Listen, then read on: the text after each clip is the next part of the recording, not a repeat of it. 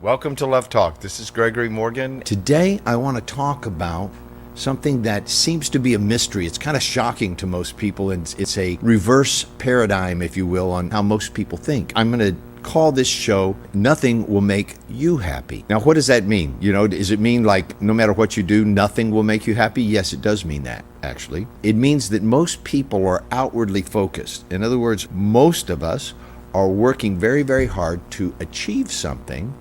And the thought in the background is that once I achieve this, once I have this or do this in the outside world, then I will be happy. So I'll work really, really hard. I'll focus and train and sacrifice and do whatever it is I'm going to do for a later happiness. This idea that happiness is later and that you must do something to get it, and usually that something may even involve doing something unpleasant for a protracted period of time, I believe comes from our religious backgrounds, our shared religious thought that heaven or nirvana or bliss or ultimate happiness is somewhere else. Wherever it is, it's not where I am, it's not here, it's not in my family, it's not in my bank account, it's not in my work, it's not in my body. Happiness is somewhere else, and it's outside of me, and I must work hard to deserve it and to achieve it. Now, this is a thought that's running in the background like a program in your computer. It's the basis or the paradigm. That's why I said it's a paradigm shift. Basically, a paradigm is a frame of reference. It's a frame of reference that seems to give everything else, make everything else make sense. A paradigm is something that gives rise to a whole network of thinking because it's based on some commonly agreed upon understandings. That's what I mean by a paradigm shift. The paradigm is, or the basic thought is, that happiness is out there somewhere and I'm going to go get it. Simply put, I'm going to achieve it. I'm going to work hard. Maybe if I, all the way from being a good person on the simplest level, just simply doing good and being good, and then maybe I'll have a place in heaven. Maybe they'll let me in. Maybe a reluctant God will finally, say, okay, you can come in and be happy. That's one paradigm. End of the spectrum of that heaven is later or bliss is later paradigm. The other end of that spectrum might be martyrdom. Might be like, if I sacrifice myself and completely, like even kill myself and some other people, then I'm going to be happy, right? Then this reluctant God will say, hey, this guy gets to be happy, or this woman gets to be happy later. Now, there's really no actual evidence for any of that. I mean, if you have some, please produce it. But there's no actual evidence that any of that actually works. Happiness is here and now, waiting to happen. It's not later, it's not out there, it's nowhere else. The purpose of this talk, the purpose of this show is to give you access to the happiness that's already there, waiting to happen, just waiting for you to step into it and enjoy it. But first, let's just look at this idea that is in your life. It's been in my life. It's still in my life. It's because it is so prevalent. We've all generally agreed upon it, regardless of our religion, regardless of our philosophy, regardless of our cultural upbringing, regardless of our nationality, our race, anything like that. We as human beings kind of comes hardwired into us that happiness is later. You got to wait for it, work for it, do something to attain it. And the evidence that I have from my own observations, from my own life, and from working with people is that when you get that thing, that circumstance, that relationship, that bank account, that job, whatever it is that you're working to achieve, that diploma that was supposed to make you happy, it doesn't make you happy. Oh yeah, it might juice you up. You might have a moment of, a thrill, a jolt of energy that could last months, weeks, years, but it didn't give you happiness. Maybe gave you some energy, maybe gave you some more opportunities and some more possibilities. However, it may have cost you a lot. However, it didn't make you happy. Nothing out there will make you happy. Happiness is an internal state. There is no external circumstances that are going to alter the internal state called happiness in a lasting and true way. So nothing will make you happy. That's one point of view of this paradigm. How many of you thought, when you were a kid, you were thinking, man, if I could just get a bicycle, I'd be happy. If I could just get a girlfriend, or a boyfriend, I'd be happy. If I could just get, when I'm married, I'll be happy. Or when, when we have children, then we're really going to be so happy. When the children grow up and get out of the house, then we're really going to be happy. When they go to college, we're going to be happy. When I get that new job, then I'll be happy. When I have my own business, I'll be happy. How many of you thought that and have worked very, very hard to achieve some of these goals? Once you get past the momentary jolt or the satisfaction of having achieved what you worked so hard for, take an honest look at your life and see if it really made you happy. Now I'd like you to look back in the other direction and look at moments in your life where you were just peaceful, where you may have been alone, or you may have been with others. You may have been enjoying a meal, or you may have been sitting alone looking nothing. Some of the happiest moments are when there is an absence of noise, an absence of, I don't just mean physical noise like the fan was making, but I'm talking about the noise of the thoughts and energy and conflicts and relationships that keep us troubled, the turmoil. That's what I'm referring to when I say the psychic noise, the psychological noise, the emotional noise of our lives. When all of that seems to quieten down for a moment and we begin to see from a newer perspective, there's a sense of well-being, like all is well, that I'm going to point to that is internal. When I'm speaking of happiness, I'm speaking of that. A sense of well-being. Sure, there's all different levels of happiness, of course. There's just the quietness of a well-being, like all is well. There's no trouble, no ripples. Everything is going well.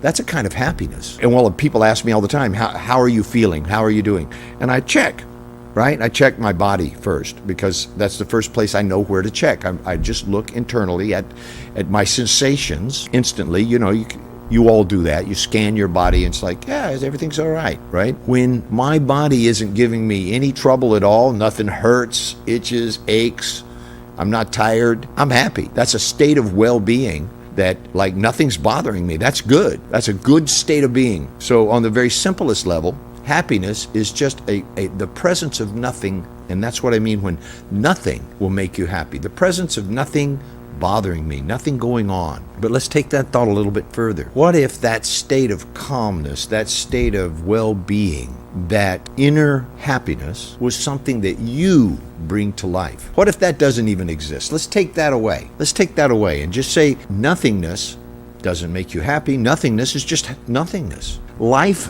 doesn't make you happy. Life is just life. Life is going on. There's a time when you're here and there's a time when you're gone. And the world and the life and the universe and the stars and the grass and the ocean and the mountains and the trees and people and humanity, they were doing just fine without you, and they will continue to do just fine when you're gone. In other words, you're a blip on the screen, ultimately, and if you're here to try to get some happiness from life, life doesn't actually care if you're happy. Life is just doing life. Life is going on. The grass is growing and then it's dying. Trees are growing, they're falling over. The ocean's flowing, it goes in, it goes out. Mountains crunch up out of the earth. Snow falls, it melts, goes down, becomes water, it comes the ocean again. Life is just going on. There's cycles of life that are just happening. People born, people die, there's diseases, people get wiped out, there's wars, all kinds of stuff is happening independently, apparently, of you and I. It's just going on. The thought that you should go try to get some happiness from that, in my point of view, in the point of view that I'm asserting here in this program today, is ludicrous. It's misinformed at the very least. It's misinformed. To try to get some happiness from life, you may not. But one thing that I can promise you from my experience is that it will be passing at best. It will not be lasting.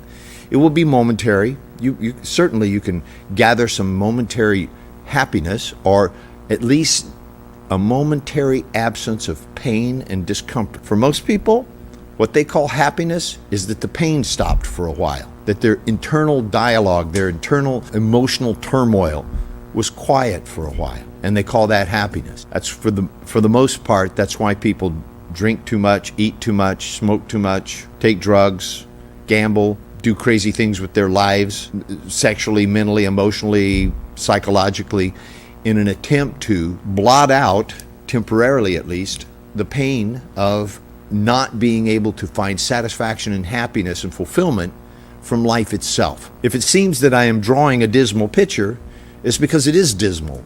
It is dismal. It is a sad pathway that leads to, at the highest end of the spectrum, one day you die, they bury you, somebody throws some dirt in the hole, and then they go, I'm hungry, what do you want to eat? And they all go eat. That's on the high end of the spectrum. On the lower end of the spectrum, you end up dead and nobody even cares, right? Nobody even notices. That's the other end of that. Attempting to get happiness from life is not going to bring you happiness, and that's my point, and that's really dismal pursuit. So let's take the other end of that. Let's shift that conversation dramatically 180 degrees. And what if happiness is something that you bring to life?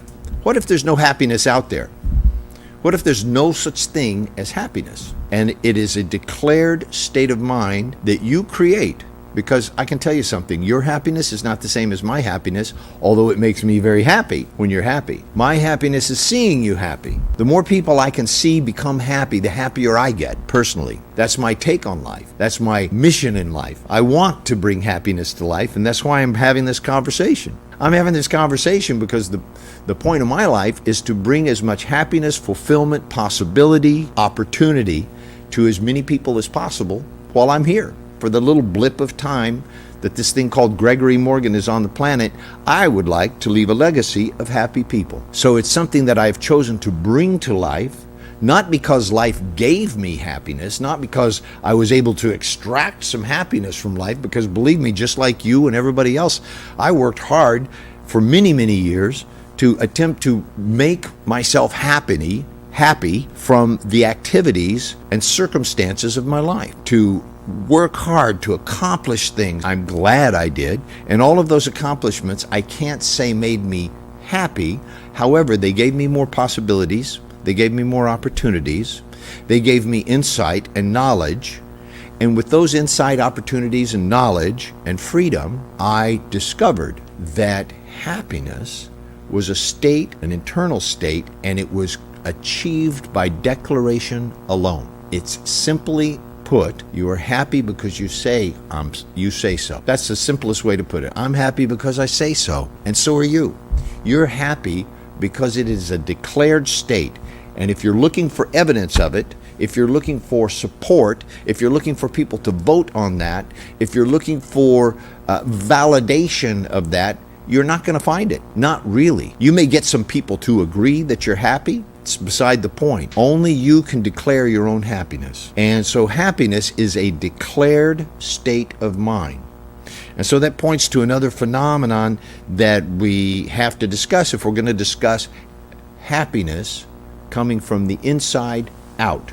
So happiness is something the point we're making right now is that there's nothing out there in the world is going to make you happy. Happiness, second point. Happiness is something that you bring to life itself. You bring happiness to life. That raises the question, how do I do that? Well, it's very simple. It is a declared state of mind. It is an internal state. It has physical sensations. It has mental, it's a mental stand that you take. In other words, when I say to take a stand, I assert and I am willing to back it up. That's what I mean when I say I take a stand. When I say I assert something, that's different than I propose or I invite you to consider. When I say that I assert something, it means that I'm saying this is true and I'm willing to produce evidence for it. I'm willing and able to produce evidence for it. I'm willing to back it up, in other words. Happiness is a declared state. It's something that you bring to the world, and now that raises the question, well, that's a funny way to talk, Gregory. What do you mean by a declared state? Nobody talks like that. That's a funny way of talking. So what is a declared state? The United States, for example, of America is a declared state. The Constitution says it in the first line. It says, we the people of the United States, we declare, all the pages of the Declaration of Independence. They declared their independence from England. Okay, now I'm using that because it's the one I know. I'm sure there are many other places where people have declared independence.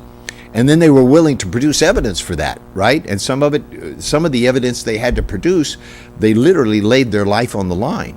It cost lives to produce that state of independence called the United States of America. Now, that's a state of independence. There are people, if the leader of a country says, "I declare war," one moment there's just fighting. The next minute it's a war because somebody who had the power of declaration says, "I declare," and then something became true.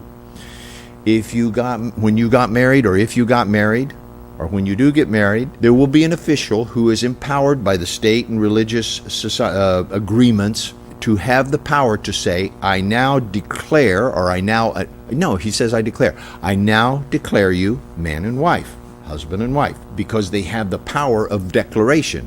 Now, if some guy on the street says, "I now declare you man and wife," nothing happens, right? He has no power to declare that. He could say it all he wants. No, it's not. They're not going to give you a joint bank account at the bank with the same name just because somebody declares that. It has to be an official, right? It has to be somebody who has the power of declaration. When the school officials, when you were children, said, "I declare today is a holiday, no school today," everybody was happy for a while. Right?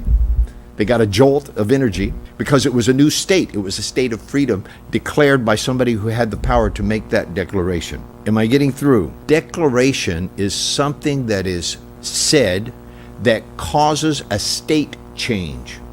First you're unmarried, then you're married. First there's no war, then there's war. First there's obligation and subservience, and then there's independence. So a declaration is something that you make an assertion or a declaration, and then you're willing to back it up. You're willing to produce evidence for that. You're willing to cause that into reality so that it becomes a real state that is seen, experienced, and agreed upon out there in the world. Okay? So I'm saying literally that what's out there in the world is not where your happiness is going to come from. Your happiness, your real, lasting, true happiness, your happiness that cannot be taken away, is going to come from the inside. It's going to be a declared state that you're willing to produce evidence for continually in the face of no agreement. If you're waiting for everybody to agree, you'll wait a long time. The world doesn't necessarily agree with everything that you declare, and you have to take a stand there. That's what I mean when I say you're taking a stand. That's a mental exercise. That is something that you apply your personal will. There's something called willpower, right? And that's where you set an intention and you will it. You say, "This will be. I'm willing to take a stand here in the face of no agreement and cause something nobody's voting on. I don't need anyone's vote. I don't need anybody's authorization. I don't need a higher power to give it to me. I don't need an outside force to agree with me or vote on it and then declare that it's true. I alone will make this declaration and cause it into reality, and then something begins to happen on a molecular level. Remember, we are mental, emotional, physical, and spiritual beings, multi-dimensional reality. If you think you're just your body, well, then you're living in one dimension. If you think you're your mental state, that's sad. Okay, it's not who you are. It's a shadow of who you are. If you think you are your psychological state, again, only part of the story. And then there are those who think that they're only spiritual, and then they have trouble paying the rent because they're not grounded in the physical world. Because they're so busy being in the spiritual world.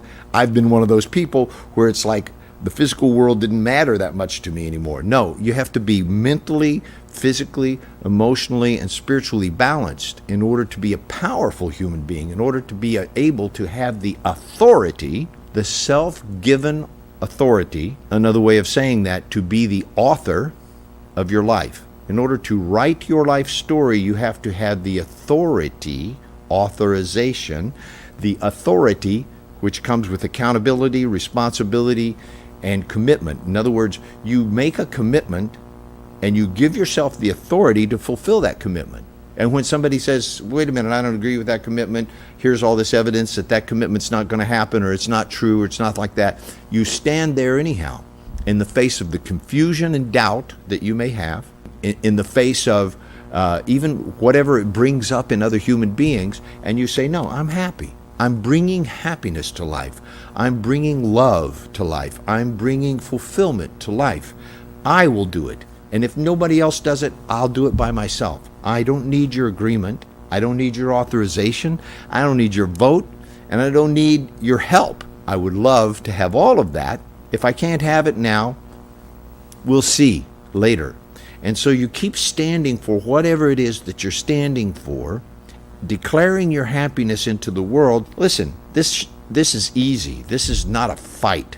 This is not a struggle, and where I say that most people slip off of their commitment to be happy is they decide to be happy, then other people show them all the reasons why they shouldn't be happy, or the world shows them all the reasons why they shouldn't be happy, or somebody rear ends them in a car accident, or they trip and twist their ankle, or get fired from their job, or their lover leaves them or cheats on them, or any number of things could happen. This internal state of declared happiness then gets attached to an outer circumstance in the world. And when that circumstance goes away and dissolves, as all circumstances do, all circumstances are temporary. All conditions are temporary. They're just passing. Some last longer than others. When the circumstances of your life change, if your state of happiness is dependent upon them, if your state of happiness is attached to them, naturally your state of happiness will dissolve, disappear, along with your circumstances that you have considered erroneously were the source of your happiness. Hello, this is Gregory. You're live on the air. Yes, I have a question. Sure. I personally read a lot about happiness, and I listen to you all the time and other psychologists, and I work very hard for myself to be happy. I consider myself a very happy person because I actually work on it. I believe that anything that you want in this world, you have to work for it, including your happiness. Like you exercise, you read about, and as you be happy inside. But I have one problem. That is when you work very hard and you make yourself very happy from inside, there are people around you, like, for example, your father, your sister, your relatives, that constantly bugging at you, and they are unhappy, and they are transferring their unhappiness to you, and you actually cannot advise them because they don't consider accepting your advice or anything. So would you please talk about that a little bit? Yeah, let me address it for you too, because you brought up 2 points that you brought up 2 points. One was the first thing you said is I work very hard for my happiness, and so I want to address that one first, and then also that other people are disturbed by your happiness sometime, or will show you evidence for why you shouldn't be happy, or they're not going to let you be happy. No, like for example, they if constantly one of your relatives, say for example your father, constantly tell you, I have a headache, I am dying, I need you to sit by me. Some people, this is, I'm sorry to say that, but this is Iranian culture, old-fashioned culture, that if you are unhappy, you want rest of the world sit around you and be unhappy with you. Yeah. So I got that completely. That's why I'm having the show. So you're right with me. Where you're at is exactly where you ought to be. And I'm glad you asked the question. Give me an opportunity to address it, because I really got that. And that's why I brought it up, is that when you declare happiness as an eternal state, you don't have to work for it. And that's what I wanted to point out. And I got it, that you work hard, you study, you read things, you exercise, you do all the things that give you a condition. And I want you to keep doing those things, okay? I mean, don't hear me wrong. keep going to the gym or yoga or whatever it is that you're doing, because there are things that are a reflection of your internal state that you do in the world. If I'm happy, yeah, I'm going to go to the gym and get my body in shape, because why not? It feels good, right? In other words, I can bring my happiness to eating ice cream or to shoveling dirt. It doesn't matter. I can be happy in either state, right? I can be happy in a room full of people, or I can be happy completely alone in a room, right? Yes. So that's what I'm talking about. I'm talking about the undisturbed happiness. And I can also be happy when miserable people are telling me their miserable stories about their miserable lives and wanting me to participate in their misery. I can still be happy. How? That is what my question is. Good. Thank you for asking. It is an internal state that you declare that and this is where you want to do your exercise. Keep doing your exercise at the gym, okay, or whatever it is you're doing. But when you're doing that exercise, you can tell yourself, and you can say that in words to yourself or just as an internal thought to yourself, as long as you're communicating, your conscious mind communicates with your subconscious mind. Does that make sense? Yes. When your subconscious mind and your conscious mind are connected and communicating, something's happening that's not happening with most people. So you've purposefully told yourself, for example, as I lift this weight, my ability to become happy is getting stronger and stronger, and I visualize, for example, an internal core of golden light that's happy, and it's just every time I lift this weight, it just gets brighter and brighter and more undisturbable. Okay, or if I'm running, I'm just getting stronger and more free and more happy. So you can apply this internal exercise to your physical exercise, and it's even more effective. Are you with me? Yes. So when the core of your happiness becomes so strong that nothing can disturb it. So you're actually saying you don't care? No, I'm not. I care very much, but it doesn't. That's beside the point. Of course I care, but does if somebody is because they are suffering, does me getting in there suffering with them, does that help them? You feel so bad that they are not happy, and they make you unhappy. No, no one can make you unhappy. Make is a codependent word that is used by people that don't want to be responsible for their own internal state, in other words, their own life. Okay? Watch out using anything that you use. When you use the word somebody makes me or I make somebody, that's impossible. You can't make somebody happy or unhappy. That's not possible. Only they can make themselves happy, and I'm sorry, but that's the truth about that. Most of the time I don't tell people on this show that, hey, what I'm saying is the truth, but I would like you to relate to what I'm saying to you, like possibly it's the truth, okay? And then you go find out for yourself. But I'm telling you that happiness is an internal state, and your access to it is by your own declaration and your own taking a stand for happiness. Then you bring that happiness to life. That doesn't mean that other people aren't going to throw up all over it and argue with it and try to destroy it. I didn't say that wouldn't happen. That will happen, okay? When you bring happiness to life, happen, and we have to deal with it. Listen, I'm in the business of I've literally made my entire life, and my wife and our entire life is about bringing happiness and love to the world. I don't go around telling everybody that, but that's the truth. That's what we're up to. That's why we created a company. That's why we work 7 days a week. That's why we work, like about 18, 20 hours a day. We do that not because it's work, but because that's our purpose in life. That's what we want to do. That's what makes us happy. Now, do you think if you did that and you made enough people happy, do you think there might be 20 or 30 or maybe even 100 people that hate your guts? There would be people that won't like you if you go around making people happy. I can tell you firsthand. There's people that will try to stop you from that. Making people happy makes some other people really upset, okay? Mm-hmm. And some of them may be your own parents, who are operating out of an old model, and this is the model that I say this with all the love in my heart. I'm committed to destroying. I'm committed to destroying the addictive, self-destructive paradigm. I used that word earlier in the show.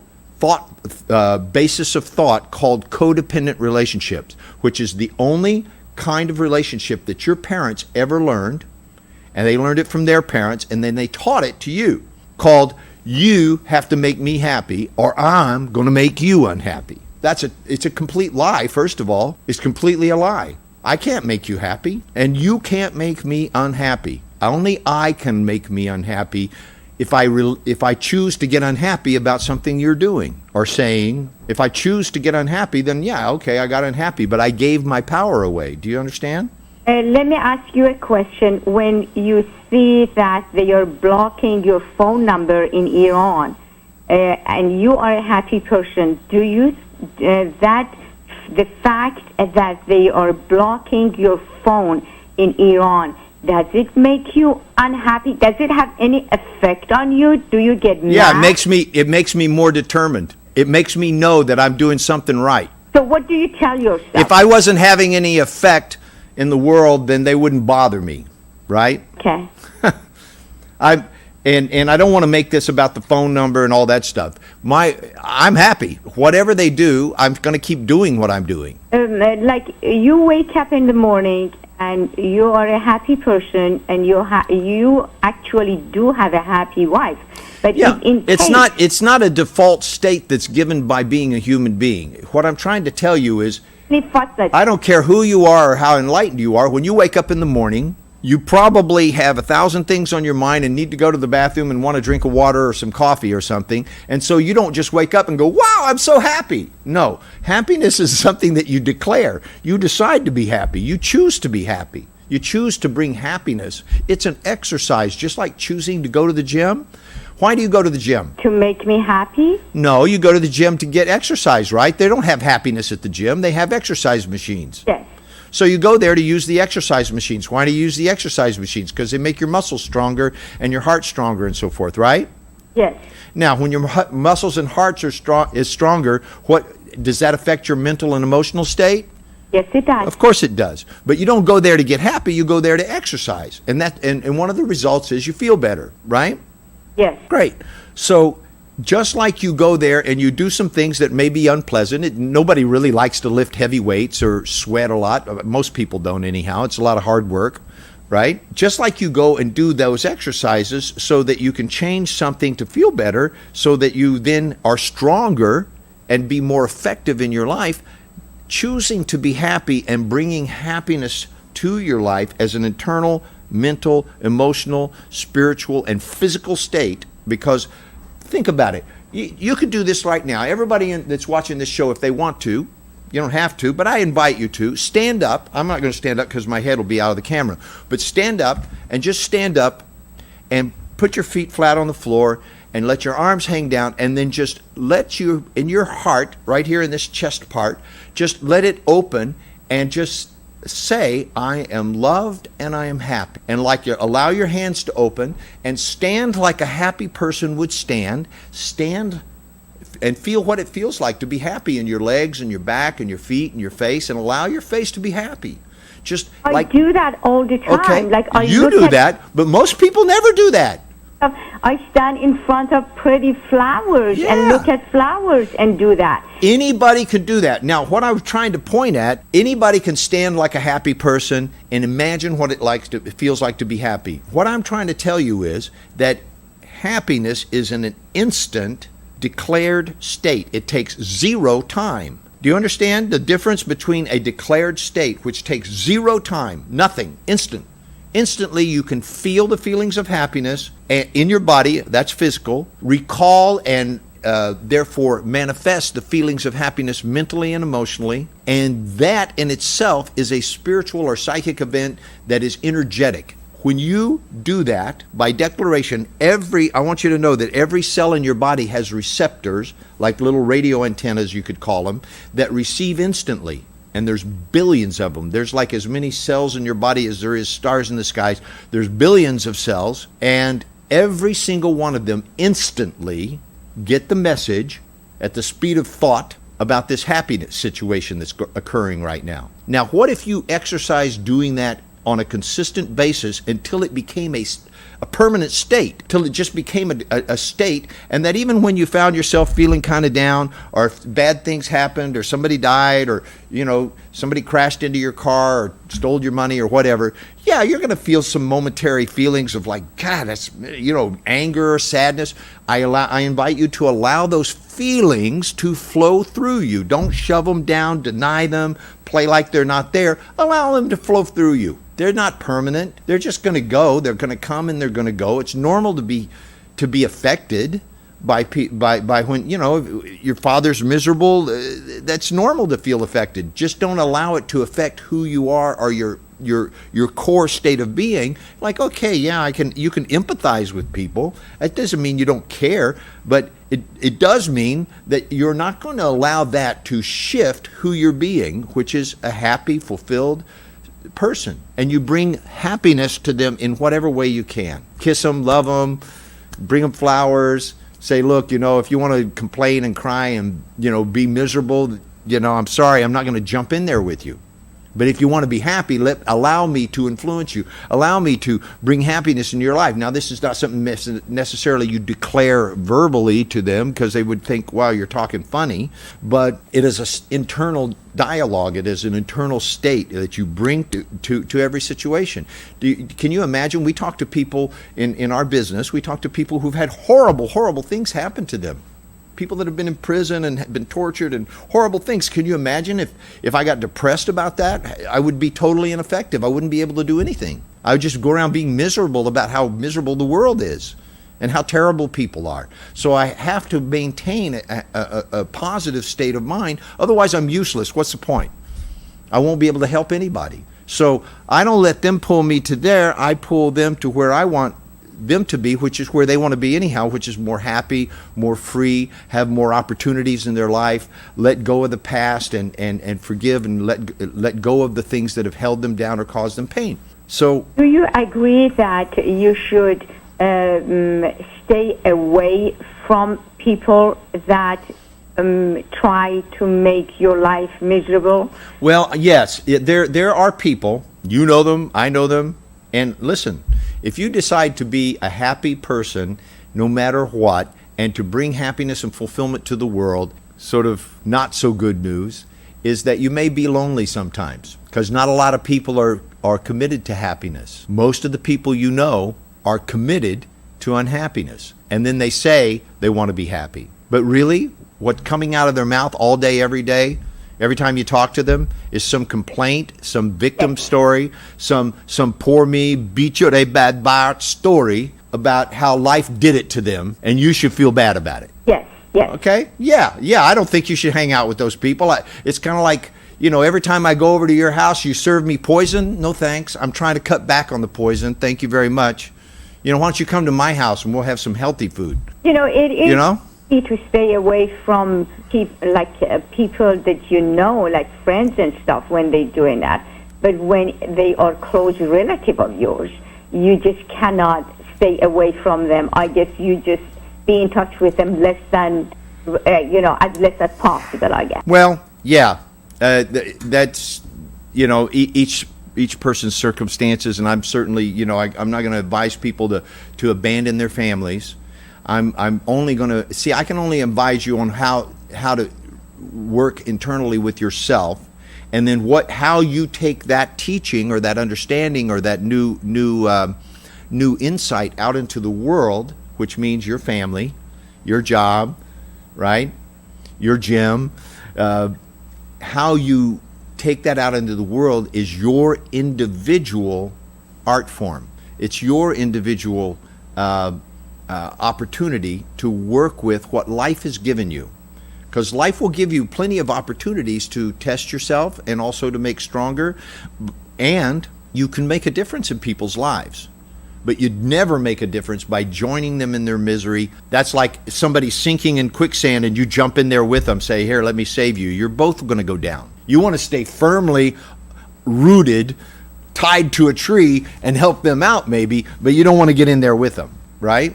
Yes. And some people, I tell you what, you throw them a rope and they won't even pick it up. There's many people I've seen that were so committed to misery that no matter what I through at them to try to help them, the only thing that would make them happy was if I would get miserable. And of course, I knew that wouldn't really make them happy. So we had to part ways. People that I'm talking about. Huh?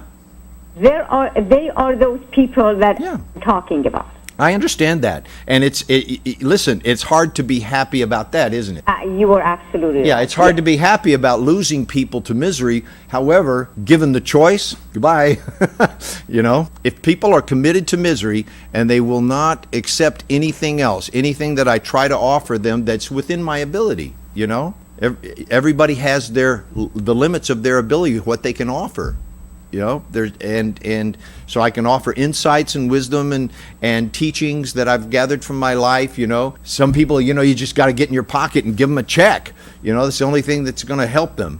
But even that never helps. So you just, at some point, if they're committed to misery and you're committed to happiness, you're going to part ways anyhow. Thank you very, very much. So the sooner the better. Did answer my question. I really appreciate. Thank you. I appreciate your question. Thank you for calling. We're talking about happiness today, and the name, what I'm dedicating the show to is Nothing Will Make You Happy. And I'm working with people to get them to a state of nothingness, because you can't create happiness as an internal state on top of something else. You can't say, well, I'm unhappy, therefore I'm going to work on being happy. And that's the whole point of the paradigm shift that we're talking about, is that in order to work on your happiness, and this is what's invisible to you, and I'm pointing it out so it won't be anymore. What's invisible to you is, if you have to work on your happiness, the already, always there, assumed state of mind is that I am unhappy.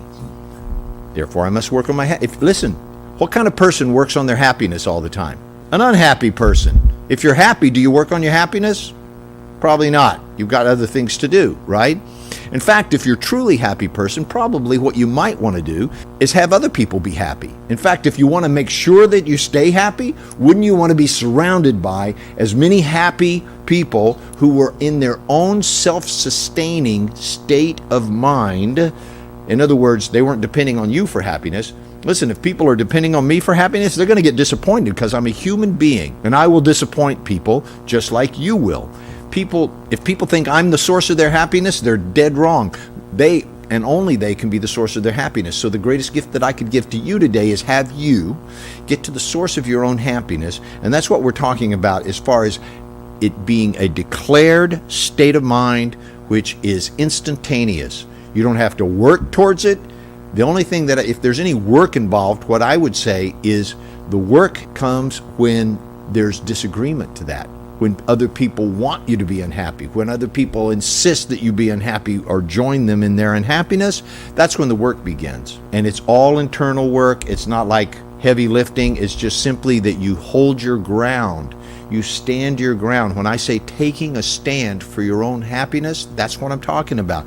You plant your feet, you stand there, and you declare yourself happy, and then watch what happens. Some people will agree, some people will want to join you in your happiness, and some people will like to pull you off of your position of happiness, and that's where the work begins. You need to keep constantly making decisions and choices in your life. I'm going to say choices, not decisions. Keep choosing to be happy. Keep choosing to be happy.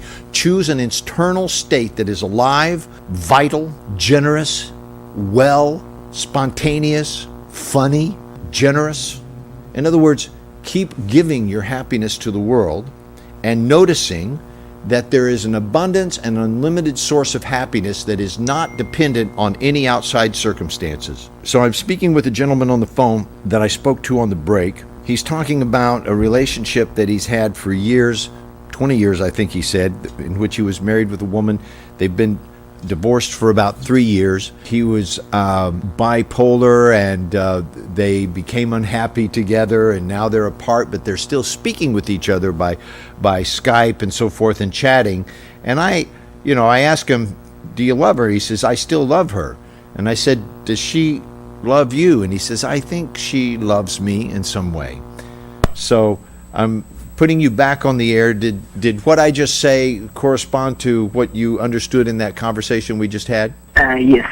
Yeah. So I think, I think she loves you too. And my evidence for that is she married? No, and she And who does she doesn't talk to? have Wait. link. Who does she talk to almost every day? Well, we don't speak every day, but we speak often. I mean, every week, at least twice a month, call or write on email, we Yeah. write back and forth. So I'm going to say this. Your life, my life, people's lives, this is for everyone, are made up of the 5 or 6 or 10 or 50, for some people it's 500 people that you see on a regular basis, one way or the other, that you communicate with. Let's say at least once a month, that would be a regular basis. So even if that means your dry cleaner, your grocery store person, the people that work in your office, of course, anybody that you are in some kind of contact with in communication, human to human, I'm going to call that your first circle of influence. Those are the people who actually make up, by agreement, the conditions and the world that you're living in. They make the pool that you're swimming in. They're making the mental, emotional, psychic, and spiritual web of understanding that they call by your name. In other words, there's this one they call Gregory Morgan. He swims in a certain pool of people's agreement. So who I am for you, for example, the people that are watching this show, is perhaps very different from the people that are in my family back in Oklahoma who've never seen my show, never been to my workshops or seminars, never read any books or CDs or DVDs of ours. So they don't know what I am. They don't know what I have declared myself to be and have become in the world. Oh yeah, they've seen me on Facebook, but they're very involved in their own lives, and so they don't really. So when I go back there, I'm the Gregory Morgan from 40 years ago that they knew. And so I don't live in that world. That's not the world I live in. So the reason I'm saying this to you, sir, is that you and your wife are living in a world of agreement between the two of you, in which some kind of love, some kind of laughter, some kind of sharing of life's meaning is still going on, even though you've been divorced for, 3 years? Yes. Yeah, 3 years. But you were together for 20 years, right? Yes. When you're with somebody for 20 years, let me tell you something. You don't get over it. You do not get over that, because in 20 years, your body has been through 3 cycles of 7-year cycles, okay? Every 7 years, your body is completely a brand new body. Every cell and molecule in your body has replaced itself, and you're an entirely different person than you were 7 years ago, okay, physically. And mentally and emotionally and spiritually, that is also true. So in 20 years, you've gone through like 3 of those cycles. You're with somebody, so they are in your DNA. They're in the molecules and cells of your body. Their breath, their heartbeat, the sound of their foot on the floor, their voice, the feel of their skin, everything about them, what they like to eat, what it feels like when they're there or not there, they're there. They're part of you. They're woven into the fabric of who you are, and that's true for her and it's true for you. Okay? So Yes. you don't just get over that in 3 years. I'm sorry, you just don't. So if you're expecting to try to get over that, ain't happening soon. The only way to actually get over something like that is to have absolutely zero contact with that person, absolutely, like cut it off completely. And you don't want to, and neither does she, because you guys love each other in some way. Now, that you were miserable together enough to separate and go your separate ways, and you may even live in different countries for all I know, do you? Yeah, right now I'm in France, and she's back in U.S. Yeah. And actually, I do not want to release this emotion, because I feel that if I release this emotion, I am cheating. I'm doing something horrible, because I understand. Because your loyalty, your sense of honor and duty. For men, love is bound up with honor and duty. And so your sense of honor and duty and loyalty to what's true. And what is true is that she's a part of you, and you're a part of her, and love is there. That's what's true. Yes. Okay, and you want to be true to that. And that's honorable. Yeah. I understand that, and I empathize completely. I understand that, and I want you to know that I support you. And so before we got over the break and I was speaking to you, I said most people are unwilling to do the things, the radical things, that will have their unfinished business get complete. You have what we call, in Embrace Growth, we call it unfinished business, right? Very simple terms. And anybody could understood. You have some business with this woman in this lifetime, and it's unfinished. It's incomplete. It's not finished. And how I know is that you can't stop thinking about her, and she's talking to you all the time. So it's incomplete. So what most people never want to do, even if we tell them, even if they pay us tons of money and we tell them 10 times, or we yell at them, or we make them write it down, or whatever, they don't want to necessarily do the things that would get something absolutely complete and that's over, that never bother you again. Would you like to hear what I think you ought to do? Yes, sure. I think you ought to get something that would change her life and go knock on her door and say, look, I don't care what, I'm here forever, I'm not going away, I'm going to stay right here until we resolve and complete whatever it is that's in our life. Either, if it ends with, okay, I'm done, complete, never call or talk to me again because honestly, we're done and I love you and goodbye, right? Or whatever other form it takes. In other words, do whatever it takes. And I mean that in every sense. To actually get it complete, because guess whose life it is? It's your life. Actually, today I wrote an email that I'm on Skype and left a message on the phone that if your home Skype need to talk. And also, I was too easy. Today that it's too easy. Too easy. It enough of this madness between me and you for 3 years?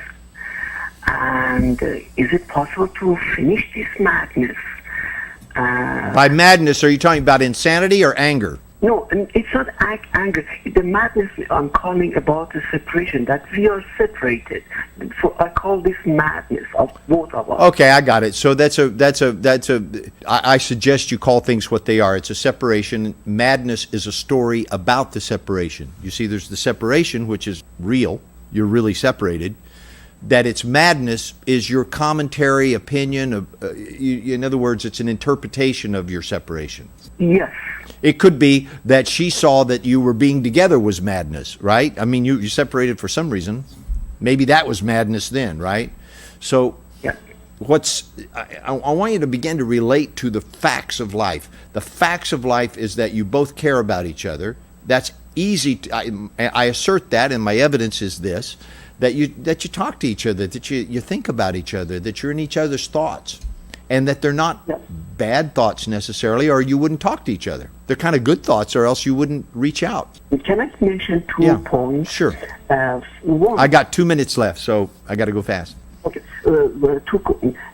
People, they told me that it's just you're used to it, and you were roommates, and all this nonsense that they didn't feel this, what we had between each other. The second thing was, last year I committed suicide in Nice, and I was 10 days, 11 days in hospital. Well, you didn't commit suicide because you wouldn't be talking to me now, right?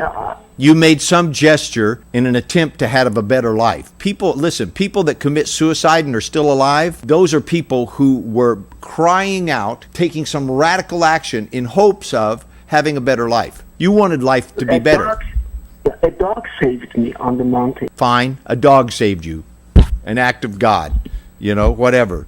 But you're still alive. Yes. Okay, if you wanted to be dead, you'd be dead. And that's a fact. And you know it, and I do too. Okay, people that want to be dead, they're dead. Okay, that's people that commit suicide and survive. They're just trying to get a better life, and they're at their wits' end, and that's the best thing they could think of. That's the best possible solution they could have to attempt to feel better about their life. Okay, because anything that radical is, and I can get that. You're like, I don't know what else to do. Maybe this will work, right? I understand getting to the end of your rope and not knowing what else to do. But even then, if you really wanted to be dead, you'd be dead. That's just what's so. People don't fail at suicide.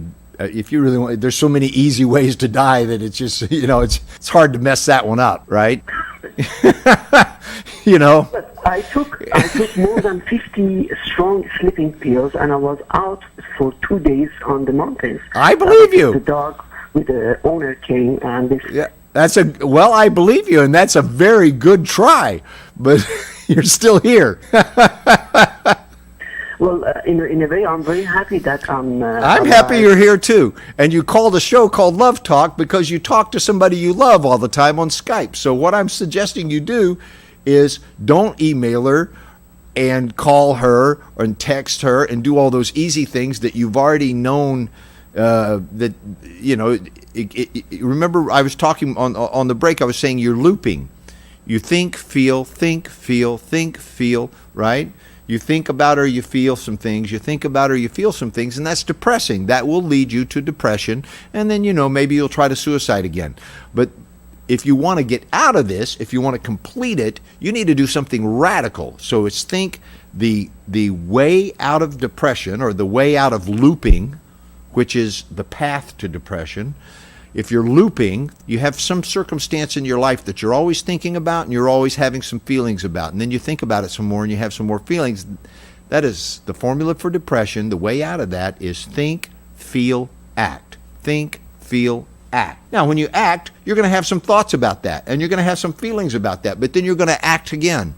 And you just keep taking actions in line with the thing that you're thinking and feeling. Mm-hmm.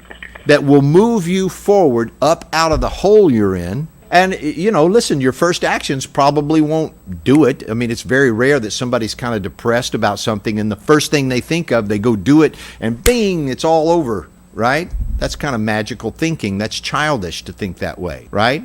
Yeah. It's like if you're completely bankrupt and all of a sudden, hey, I got an idea, and suddenly you're rich. That's not going to happen. Rare. You know what I mean?